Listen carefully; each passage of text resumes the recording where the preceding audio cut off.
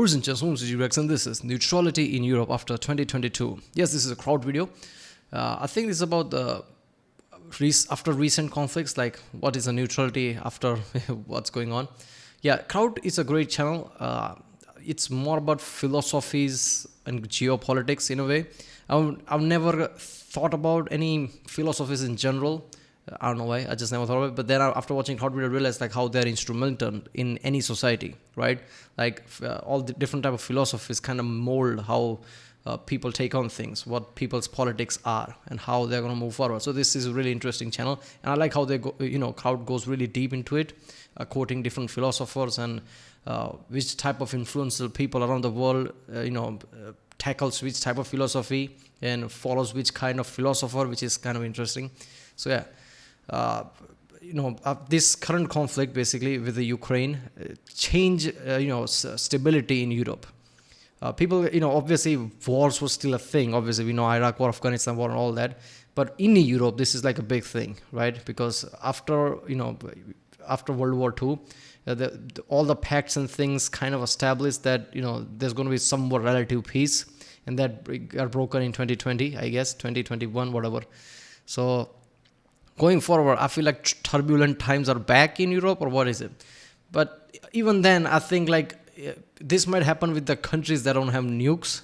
Whichever country has nukes, I don't think there's going to be conflict because no side will want to take a gamble at that. But yeah, we'll see what Kraut says about this. Let's watch it. Remember, if you like my Rickson, don't forget to subscribe. So I know which type of videos to react to more. Check out the Rickson, there's a link in the description. And yeah, let's watch it. This video is about neutral countries in Europe, how recent events have impacted neutral countries in Europe, what may be the consequences for them, and what the end of Scandinavian neutrality may mean for Europe. Media coverage is one way to get a sense of a country's position on geopolitical conflicts, but it is important to pay close attention to where the information is coming from. Ground News is an app and website I use to verify information and get access to thousands of local and international sources in one place. Oh, wait a minute. I guess that's what he's talking about. There were countries that were neutral, but was not part of NATO, and wasn't aligned with Russia or something. Cold War countries, let's be honest. Right, USA versus Russia, basically like NATO versus Russia. So, countries like, I guess Ukraine was also neutral. Finland was neutral. I guess they're not anymore. I guess they're trying to get into NATO or something. So that's what he's talking about. Like, neutrality won't be a thing because people will be afraid of what happened now. So people will join groups again. And if World War I tells us anything, joining of groups can be catastrophic, right? Because either us or them, that's what it becomes. In this video is the potential construction of an Irish defence industry to defend Irish neutrality. Using Ground News, I can search for stories about Ireland's current policy and see that there's a forum scheduled for June where Ireland will ask the public for their views on the country's tradition of military neutrality. I can see that there are publications from the UK, Germany, Ukraine, and of course Ireland reporting on this story. As you can imagine, the way this is covered by local sources in Ireland could be quite different from how it is reported in Ukraine. With Ground News, I can compare these articles and even get an overview of the political affiliation of the source of the information for a more nuanced understanding of the issue. In the app, I can actually... I like how center is like high factuality. I mean, kind of mix it. That's what center means, right? Neither left or right. So there'll be most factual.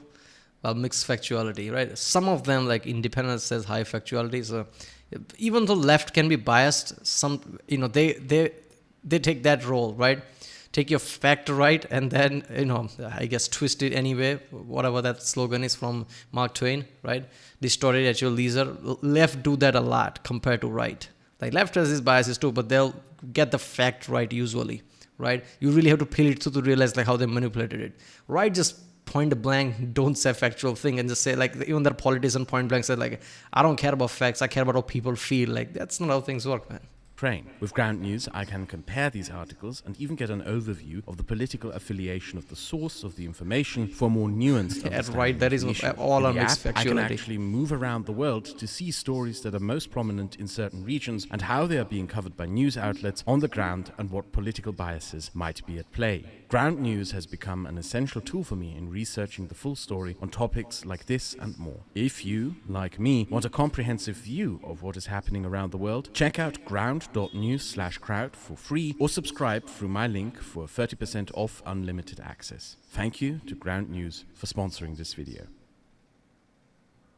One of the most substantial changes to European politics since the Russian invasion of Ukraine regards neutrality. And since Finland joined NATO, I thought I'd take a moment to talk about neutrality in Europe and how it is changing. Sweden and Finland abandoning their neutrality to seek out NATO membership will have an enormous impact on the European political landscape that should not be overlooked. And this war will also have a substantial impact on the remaining neutral countries. Here's something that many have overlooked throughout the last year. Ukraine... They were more of a buffer zone, right? They were like between NATO and Russia, these countries were like neutral, like kind of that was the point, right? And with the attack in Ukraine, I highly doubt anybody's going to stay neutral after that. And conflicts is going to rise after that. I don't know. There's always going to be some border skirmishes for whatever reason, and that will just be a spark.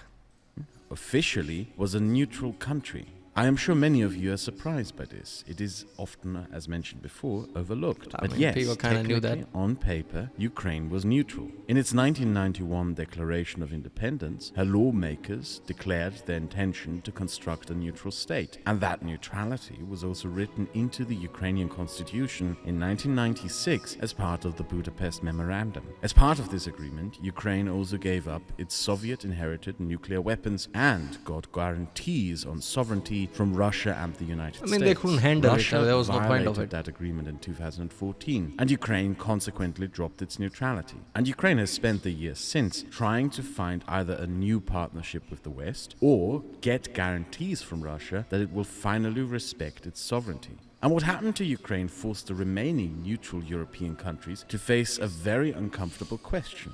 Namely, what good did neutrality do for Ukraine? Because a fact we can all currently observe is that Ukraine's neutrality did not guarantee her peace. The opposite. Ukrainian neutrality made Ukraine more vulnerable. And neutral Europe is also forced to confront another very... neutrality in Ukraine didn't serve Ukraine but served the world, I guess.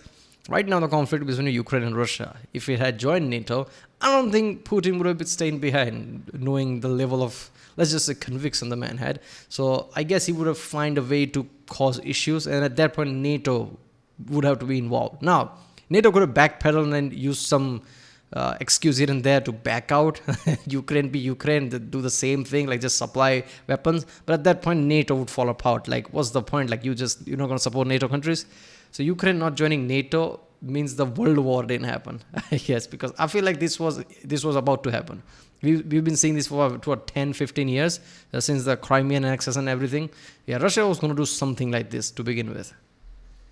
Very uncomfortable fact. That being that neutrality ultimately means that if you are attacked, you will stand alone. Yes, many states are sending military aid to Ukraine, but no soldiers. Ukraine will fight this alone. Ukrainians will have to win this alone. All that states who support Ukraine can do is attempt to alleviate the Ukrainian suffering by sending them weapons superior to Russian weapons, share intelligence on Russia, provide military training and logistics, sheltering Ukrainian refugees, putting pressure onto Russia, and guaranteeing Ukraine NATO membership after this war to guarantee she will no longer be alone. Confronting this has been especially... I feel like, since seeing the AI's future, imagine if this happened 20 years from now rather than now, like 2040 this war happened. I feel like at that point, soldiers, even though it's necessary, AI-powered drones and AI-powered weaponry would, half that effect. Like, even though they can send soldiers, these AI-powered things they can send, and that would do things by themselves, don't need people to, basically control them. That would change the warfare a lot. Like, AI is not just a threat to jobs everywhere. I wouldn't say threat, it's not good. I guess it's relief in a way. If you're going to do war, at least less people will die. So, in that way, AI-powered weaponry, drones, even tanks, why the fuck not? Right? AI-powered things would make, like, even though they can send soldiers, AI-powered things is like soldiers. So that would have changed a lot. Impactful on Scandinavians. Sweden has spent years now being continuously harassed by the Russians. For almost 20 years, the Russians have been flying nuclear bombers into Swedish airspace, simulated nuclear attacks on Stockholm and Gotland, harassed Swedish ships with submarines, violated her territorial waters with nuclear submarines, constantly threatening the Swedes, and tried to interfere in Swedish politics. The Swedes reacted by bolstering their military spending and reintroducing a conscription army. But now, after recent events, for the Swedes, the prospect of standing alone in case of Russian aggression was simply no longer tenable. Recent events have had an even greater impact on Finland. If you ever read any history books about the Winter War with first-hand accounts by Finnish veterans, or if you ever interviewed or watched an interview with or talked to a Finnish Winter War veteran, you will have probably heard the following sentence: "We had to fight alone." It is almost the unofficial motto of an entire generation of Finland. It is a historic fact that has heavily lingered in the historic consciousness of the Finnish people since the Winter War, and consequently had a substantial impact on shaping the Finnish national. Yeah, but that says a lot, right? They had to fight alone and they were somewhat successful at it as well. So if this similar thing happened to Finland, I think the world would have sent the same level of war equipment to Finland, but I guess Finland would have had an edge. I mean, Ukraine is already kicking Russia's ass, but imagine this in Finland, in icy places. Not that Russia can't do things in ice, obviously that's that whole thing. Look at the Napoleonic Wars and before that. But still, I think with the Finland, things would have been different, just the same way it was in World War II.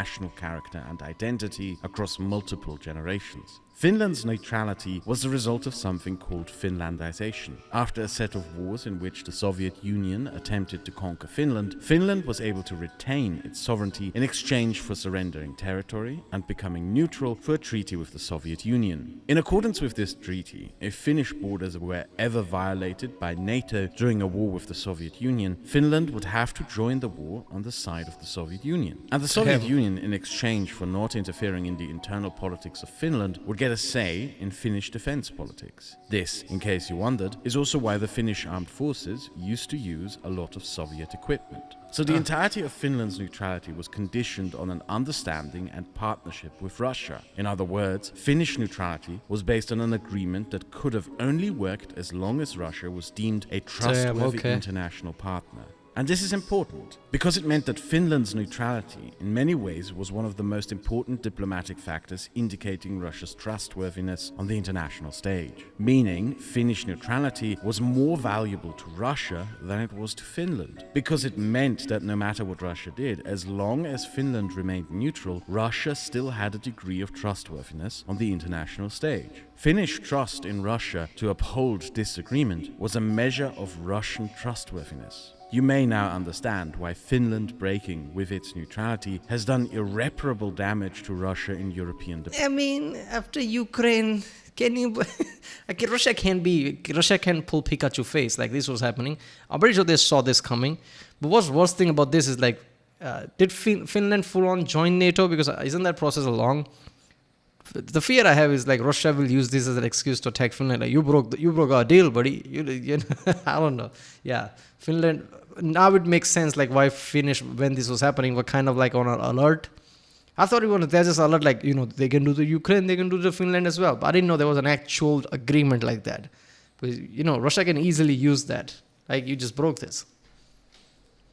Diplomacy. It now means that Russia has nothing to point at as proof of its trustworthiness, only a long record of behavior that deems it as untrustworthy. As to what the end of Swedish and Finnish neutrality means for European defense and security, well, there are people with a background in military analysis who have done far better videos than I ever could. I will direct you towards one channel in particular, Perun, who has a background in defense economics and made 2 long videos on European defense and one specifically on the end of Swedish and Finnish neutrality. Links will be in the description. But in short, it is a complete disaster for Russia. Overall, the current geopolitical situation in Europe is nothing short of a disaster for Russia. Europe now basically stands united, as it has not been since the Napoleonic Wars. That's a disturbing and yes, image. we have to go as far back as the Napoleonic Wars to appreciate how substantial the changes to European security are, since it was then that Sweden became a neutral state. In many ways, the changes to the European political landscape remind me of the end of the First and Second World Wars, and how the ends of these conflicts completely trashed the previous geopolitical European system, commonly known as the Concert of Europe. After the Napoleonic era, the Concert of Europe was a system of power balances created among European states with the intention of preventing major European wars. And a core factor in the Concert of Europe was neutrality. Denmark, Sweden, Norway, the Netherlands, and in particular Belgium were all neutral states in the 19th century and early 20th century. And their neutrality was intended to be a core component of maintaining a peaceful balance in Europe. in particular Belgium. Belgium did not choose neutrality. Neutrality was forced on it by the British. The British believed this Belgian neutrality would prevent both France and Germany from dominating Europe. And the neutrality of the Belgian state was a form of neutrality that we no longer see today because I still remember World War One. British like, don't go through Belgium. Germans like, what did you just say? I can't even hear you, and just walked away. it is considered to be a complete political failure. Belgium is our road to France, neutrality man. with foreign guarantors, meaning Belgium did not build a huge army to defend themselves, but would rely on others in case of being invaded. Belgium, if invaded by France, would have the British and Germans to support them. And if Belgium was invaded by Germany, then Britain and France would come to defend Belgium. Now, this may sound great on paper, but if you know even the most basic minimum about the history of the First and Second World Wars, then you will know that this idea was a complete and utter disaster for Belgium and really for Europe at large. Belgian neutrality was supposed to prevent a large European war, but because it was constructed to entangle others, it did the opposite and acted as a catalyst for a large European war. And in an act of incredible European wisdom, the kind of which you will only find here, it was decided that Belgium should continue this form of neutrality after the First World War. The Second World War also unraveled the weaknesses of neutrality that we touched upon before. The Netherlands, Denmark, Belgium, Austria, Yugoslavia, Norway, Lithuania, Estonia, Latvia, and Finland were all neutral countries. And that neutrality did absolutely nothing to protect them from Nazi or Soviet aggression. Turkey, Sweden, and Portugal were also neutral states during this period and watched in horror how useless neutrality was for those who were invaded. We in fact know today that Nazi Germany was planning to invade Sweden and would have gone through with it if things hadn't started going south for them in 1943. So at the end of the Second World War, these countries faced the same question that many face watching the war in Ukraine today, namely the question. I mean, look, there's a bit difference between these two because after World War II was so catastrophic, things were in place. A lot of treaties and things were in place to make sure Europe don't fight with each other again. So current times are kind of different in that way. Before, I mean, at hindsight, it makes sense. Like neutrality just means you're not going to do anything about it, and people can just stomp over you, right? Like he says, like Belgium was a catalyst. Let's be honest. In both of the wars, Belgium was, victim of a lot of war crimes, And it didn't have to do with anything, right? It was just a road, basically, to go to France or Germany, whatever. So it was just fucked up all around. So at hindsight, it obviously feels like neutrality. Like if neutrality works, if more than about half or more than half of the countries are neutral. If most countries are not neutral and only few is gonna be neutral, that's just going to be disaster for the neutral countries. But World War II, after that, like treaties and things kind of made sure that maybe there won't be a war again. It wasn't for a long time until literally recently. That's a big, long time, man. So now, obviously, people are going to panic. People are going to, let go of the neutrality. Of course, this is going to change things. Question of what good did neutrality do for Ukraine in the end? In 1945, after the war was over, neutral countries in Europe had to ask what good did neutrality do for anyone in Europe, and consequently most of them decided to end neutrality and join NATO. With that comparison, you may now see why I believe that what we are currently seeing can be somewhat compared to the end of the Second World War. In particular, the fate of one country forced many to confront the disadvantages of neutrality: Czechoslovakia. As you all probably know, during the Munich conference, the Nazis were granted the Sudetenlands as the Czechoslovaks were sold out by the British and French. But there's one point in the Munich agreement that many forget. Czechoslovakia was allied to Britain and France, but as part of the Munich agreement, Czechoslovakia was forced by the Nazis to give up all alliances and become a neutral state. As we know today, this neutrality was never meant to be sincere or respected by the Nazis. The Nazis used this neutrality to neuter the remaining Czechoslovak state so they could later invade and annex it. Meaning the Nazis were aware that neutrality meant a country would stand alone, and therefore used neutrality as a weapon against their Czech victims. In fact, the Nazis would continue to abuse neutrality throughout the Second World War. Something we often forget about the invasions of Denmark, Norway, Belgium, and the Netherlands is that the Nazis officially justified every single one of them by claiming that they were securing and protecting the neutrality of these countries. That always This happens. is something worth remembering today when Russia justifies its aggressions towards neighbors by claiming that they are doing so in order to protect their I mean, it's not just about wars, is it? Like, literally think about anything that at a global, scale happens. What politicians always do. They try to backpedal, they try to play dumb, and they try to spin the things around, right? Oh, I didn't invade that, I'm trying to protect them. This kind of, happens. This is like human nature all around, right? How is bad elements going to explain anything away? This is how it's going to be. Neutrality. But if neutrality is so risky, then you may ask, why even do neutrality in the first place? Well, it's not just geopolitics. It also has a lot to do with internal development. Neutrality is great, especially for citizens of neutral states. There's a reason why the Swiss passport is the single most valuable personal document that a human being can own. Swiss citizens have visa-free travel and entry to 185 countries. You will never be extradited from Switzerland to another country, no matter what crime you committed abroad, even if it is genocide. You're able to open a bank account almost everywhere in the world. You have the least restrictions on owning foreign bank accounts, as well as on owning and transferring foreign currencies, foreign assets, and foreign properties. To add on top of that, the Swiss can work and live visa-free in 152 countries, and even enter 52 of these without their passports. Swiss citizenship is the most valuable citizenship in the world, followed by... I think it's more than neutrality, the way they conduct business, the way they're known as, let's just say their banks and shit, right? How are they put on in the world, in the center of it? I guess that also has to do it. But yeah, 150 countries, that's a lot, right? Like visa, I don't need visa, I'll just walk there. Swiss, Swiss bank and everything kind of makes sense, like how different countries, different governments will basically grant them this type of thing. Singaporean citizenship.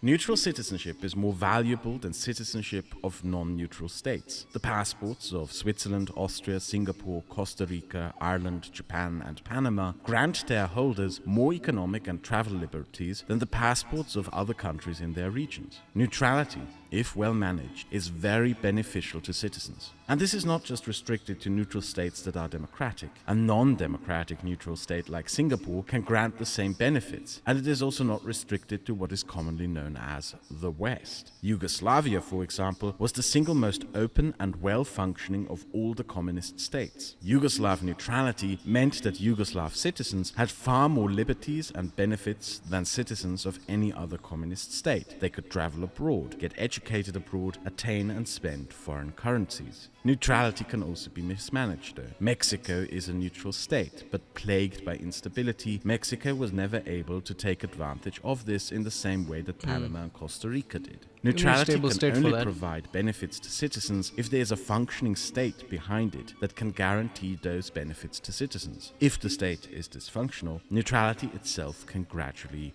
erode.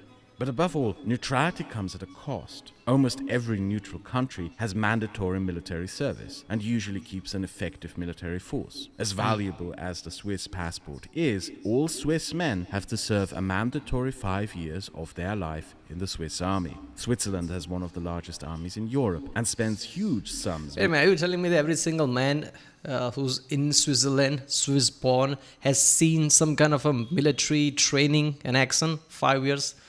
Like, I'm guessing it's not just the training. They actually have to serve for 5 years. Like, that's a big thing. I don't know what the population number is like, but if I go to Switzerland right now, I see all the men like decently aged, let's just say 25, 30. Are you saying they've probably seen this kind of, service and everything, 5 years of training? I mean, that's something.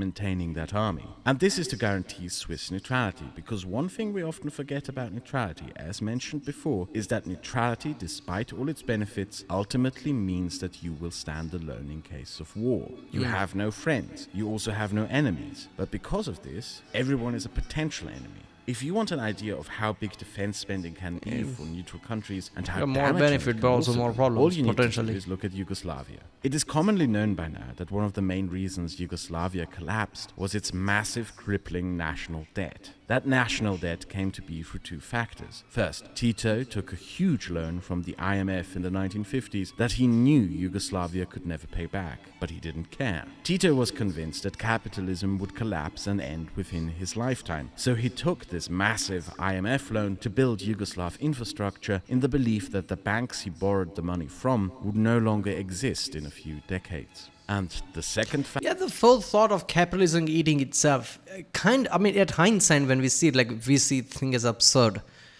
But if it's a, if you see it as a new perspective, like, oh, this capital is going to collapse, it kind of makes sense. But you need to see all the crutches and restriction that is on the capitalism.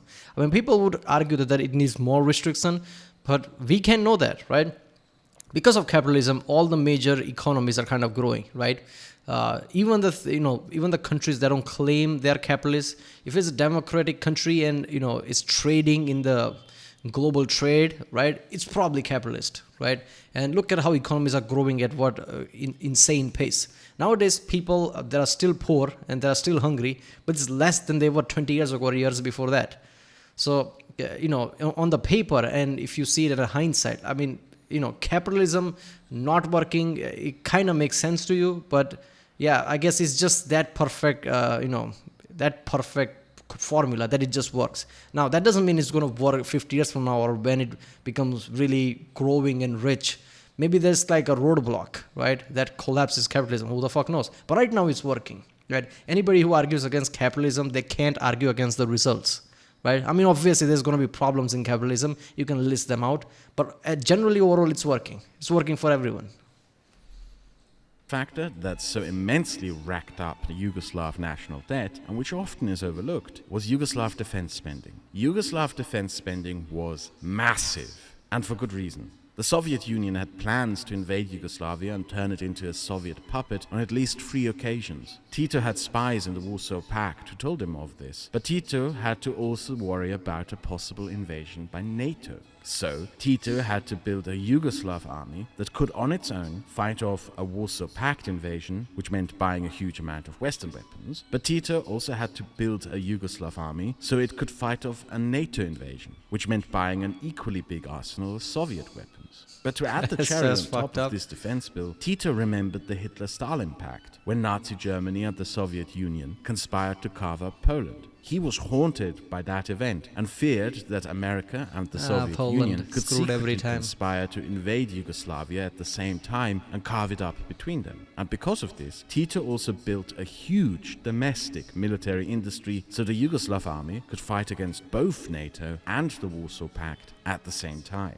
All in all, this enormous defense spending created one of the largest weapons arsenals in Europe. And the enormous costs of creating and maintaining that huge arsenal are one of the main reasons for the collapse of Yugoslavia. In a cruel bit of irony, that arsenal was in the end used by the peoples who made up Yugoslavia against each other. And more than that, much of the massive Yugoslav weapons arsenal just disappeared into the hands of criminal organizations and black market arms dealers. Yugoslav weapons were used in Italian mafia crimes, in Islamist terrorist attacks in France, and have turned up in almost every conflict since the year 2000, from Afghanistan to Iraq to Lebanon to Syria to Mali to the Mexican drug war. Ironically, the defensive guarantor of Yugoslav neutrality, which was one of the main pillars for global peace and security during the Cold War. Yeah, it's really fucked up how societies are built today, obviously countries and whole structures of countries. It has to work.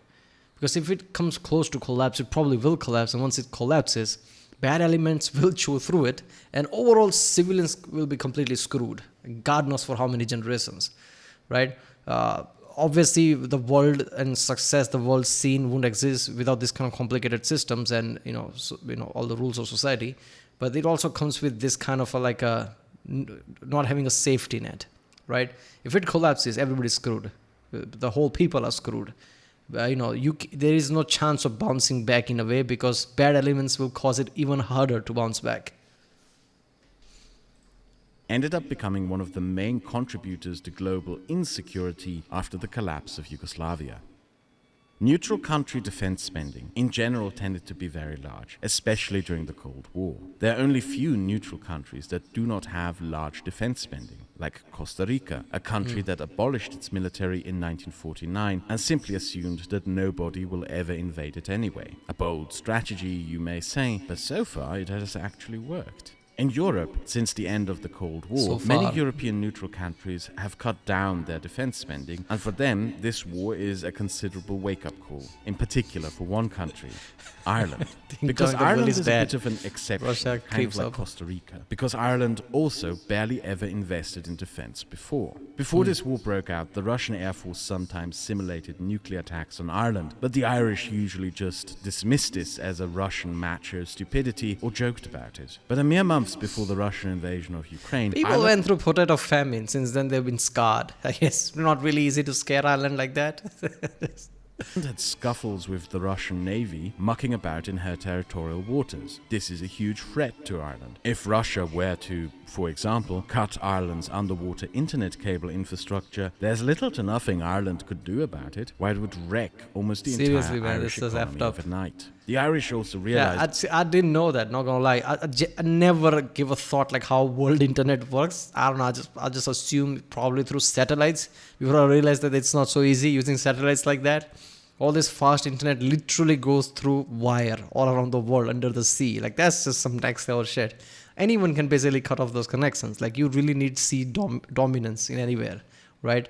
You need to make sure people don't do it. Like, and sea is so big, like, I don't know. Even bad elements probably can sneak through and damage your internet access basically.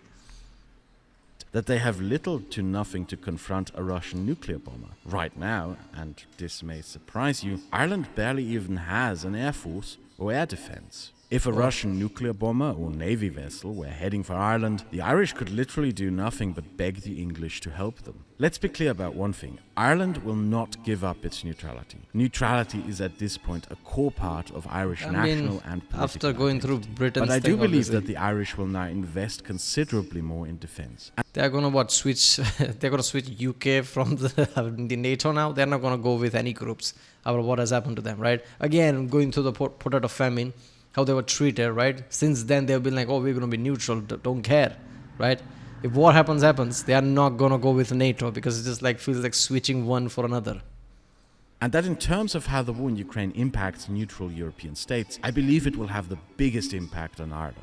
In the coming years, we will probably see the Irish discuss their defense more, especially how they can protect their territorial waters and airspace. Predictions are a fickle thing to make, but I would not be surprised if the Irish will be going to Sweden in the coming years to buy a fleet of Gripens to guard their seas and airspace. Of course, alternatively, Ireland could do deeper defense cooperation with Britain, but doing that would open the door to potentially ending neutrality in general, which is why I do not think the Irish will do that. And really, the only thing I think it's vice versa, right? Going to NATO means going to Britain because that's one of the main countries, right? Or, basically both things can be mean. If asking Britain for help is like asking NATO for help. Going to NATO is like going to Britain. Like that's like after all these years of, struggle and everything, they're not going to do that. Ireland would need to defend itself is an air force and anti-ship missiles. The reason why I called Ireland somewhat special is that among European neutral countries, Ireland has always been somewhat of an odd one out. Not just because Ireland has always slacked behind in defense spending. Neutrality means you will have to stand alone in the case of war. And because of that fact, neutral countries always heavily invest in having their own domestic defense industries. Look at any neutral country in Europe and you will see that they all have massive defense industries. This may strike some viewers as weird because there is a false and unfortunately very popular notion, especially among Americans, that neutrality means pacifism and demilitarization. And that is just untrue.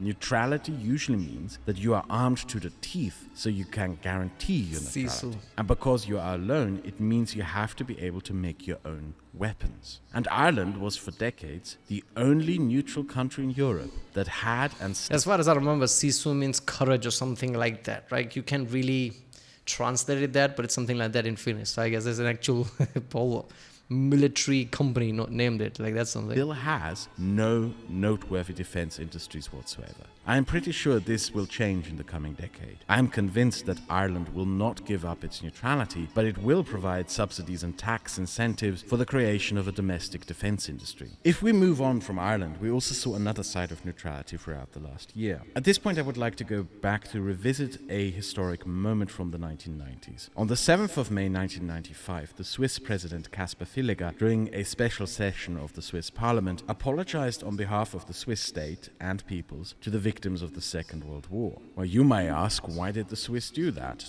During the Second World War, Switzerland was neutral and was not part within the conflict. Well, Switzerland refused to grant entry to fleeing Jews, and Switzerland Ooh. continued to do business with and collaborate with the Nazi regime. It helped exchange foreign currencies for the Nazis, it provided tradable resources, it helped in the processing and sale of stolen goods, from gold teeth ripped from the corpses. I mean, to Switzerland's benefit, they couldn't have known like the level of shit show is going to become. That was World War II, right? They just thought like, I'm going to be neutral, right? And you're going to conduct things as neutral does, right? Granting access to Jews like that would obviously don't look like neutral because that would antagonize, Nazi Germany, right? And they did basically thinking, oh, we're neutral and this is not going to escalate the way it escalated. By the end, it just became too much of shit, so I guess like at that point, they couldn't do anything. Of dead Jews, art stolen from national galleries and private collections, to exchanging the national gold reserves that the Nazis stole from the national banks of Czechoslovakia, Poland, Austria, Belgium, and others. The stereotype of the Swiss banker hoarding Nazi gold exists for a reason, because it is based on real historical events. Yeah, a history it happened. the Swiss eventually confronted in the 1990s and apologized for. The Swiss have since the 1990s viewed their neutrality differently. They are still largely passive when faced with outside conflict. But the Swiss are far less likely to do business with aggressor countries and will increasingly ask questions about the efficacy of the assets and partners they trade with. This is a slow and because what happened in World War political II. process that has been happening in Switzerland since the 1990s. Italian viewers probably know a lot about this. Swiss banks were for decades a lifeline that kept the Italian mafia alive. But with the change in attitude in the 1990s, the Swiss finally stopped taking Italian mafia money. So Many critics of neutrality often say that it is just an excuse to be a coward. I don't think that is true. I would argue that the biggest moral weakness of neutrality is that it can be little more than a thin veneer to hide behind while profiteering from conflict and the misery of others. It can therefore be self-centered and almost parasitic. The Swiss learned their lessons from their mistakes during the Second World War, and we are consequently not seeing the Swiss repeat them today. The Swiss are, for example, condemning Russia, and that is very, very, very, very significant. I cannot overstate how Because Swiss wasn't just neutral in world wars. Let's be honest. Throughout the years, when you see any kind of conflict, Swiss has been somewhat neutral in all of them. So Swiss letting go of the neutrality and actually saying, Russia, you suck, that's way too big. That's the thing, right? There's a reason why there was no war after World War II, right? And after Russia doing this, like elements like even, Switzerland saying that doesn't feel that far off. That's how big World War II was.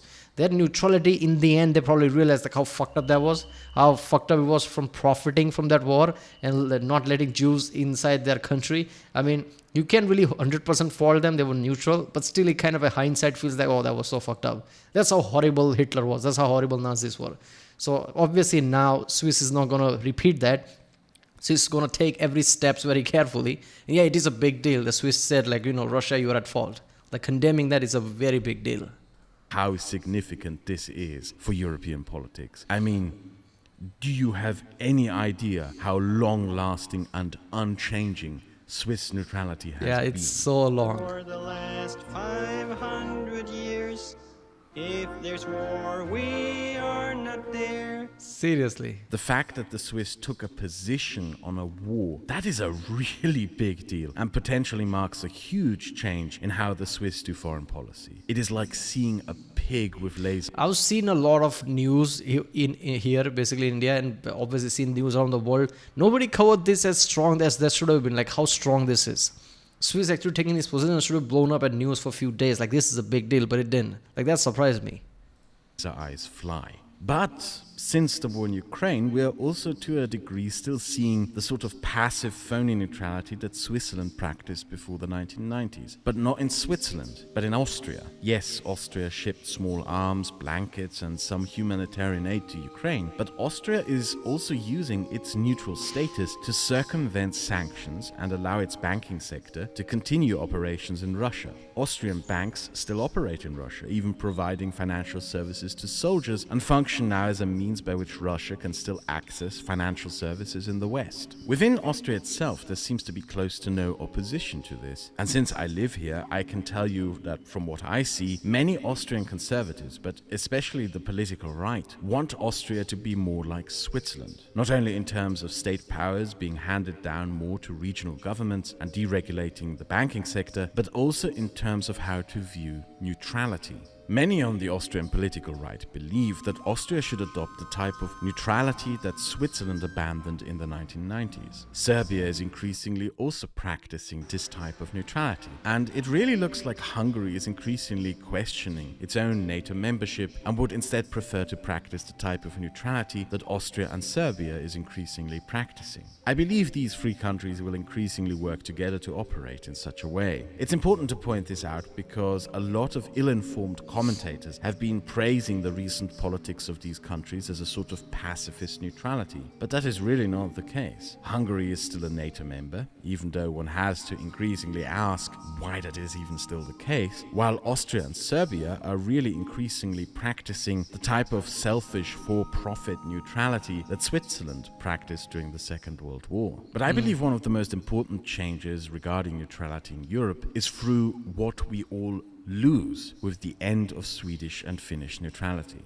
That is because Sweden and Finland practiced a sort of active neutrality. Finland's role in negotiating the Cold War détente, creating the OSCE, and acting as the main force for negotiating peace and relieving tensions in Europe, especially under the leadership of its former president Urho Kekkonen, is not something to scoff at or dismiss, even though many just overlook it. Finland played a big and outsized role for peace in the diplomatic history of Europe throughout the 20th century. Finland was the European leader in creating a framework for lasting peace and stability in Europe, a position it took and successfully exercised due to its neutrality. And the Finnish people can legitimately be proud of this. Over the course of just a year, decades of hard diplomatic work by Finland to ensure peace in Europe have been trampled upon by Russia. To those who know European diplomatic history, watching the events of the last year must be very disheartening. But let us also not forget about Sweden, because the Swedes are like nobody else engaged in the foreign policy of active neutrality.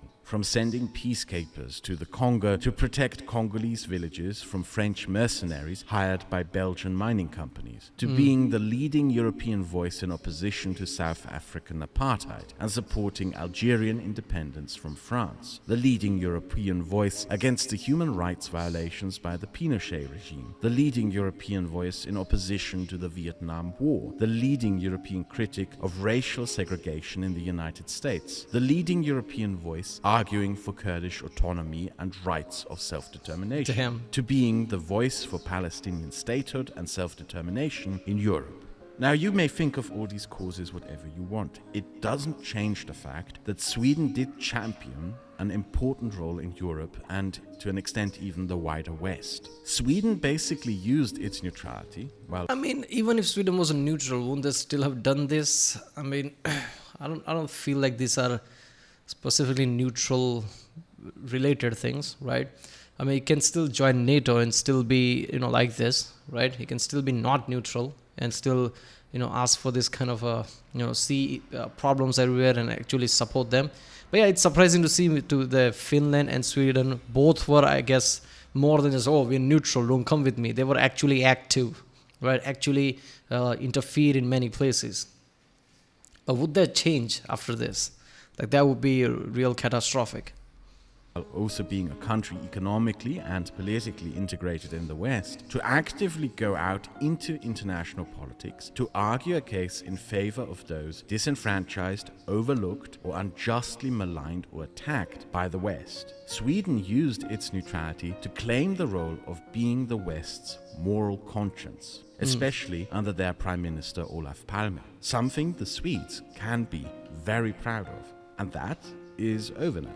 With Swedish neutrality ending, Sweden is bound to give up on its active neutrality. I got a bit of a backlash a few months ago when I tweeted that I was still somewhat sad that Europe will now be bereft of the benefits of the active neutrality that Finland and Sweden engaged in. And maybe you now understand why I have that sentiment. Those torches of active neutrality that both Sweden and Finland held will now be dropped. And I have to ask, who Yeah, some of the points that he said about how Finland and Sweden basically actively, helped certain countries. That I don't feel like they are necessarily based on neutrality. Helping certain country against aggressor and things like that. They don't have to be neutral for do that, right? I don't know.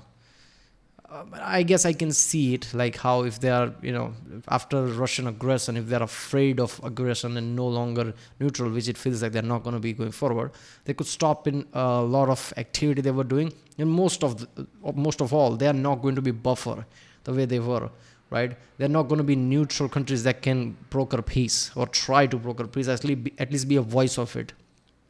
If everybody's side of something, which is the neutral place you go to, right? To even hope for some kind of a, middle voice or something. will pick them up. A reason I made this video is not just to hop on an inevitable trend of uploads being promoted in the algorithm with the NATO membership of Finland. I made this video because I have several thousand subscribers from Switzerland and Ireland, and I would like to appeal with this video in particular to you.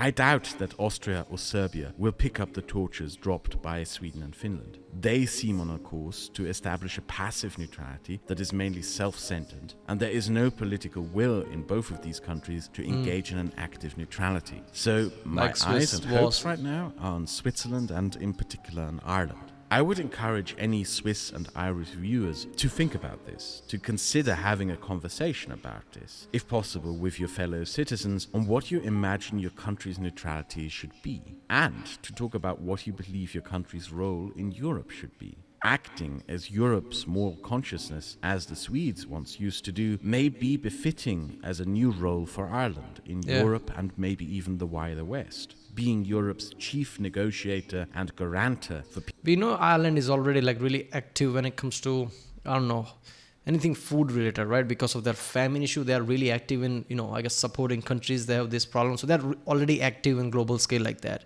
It makes sense politically they're being active like that. So Ireland could be the next Sweden in that way.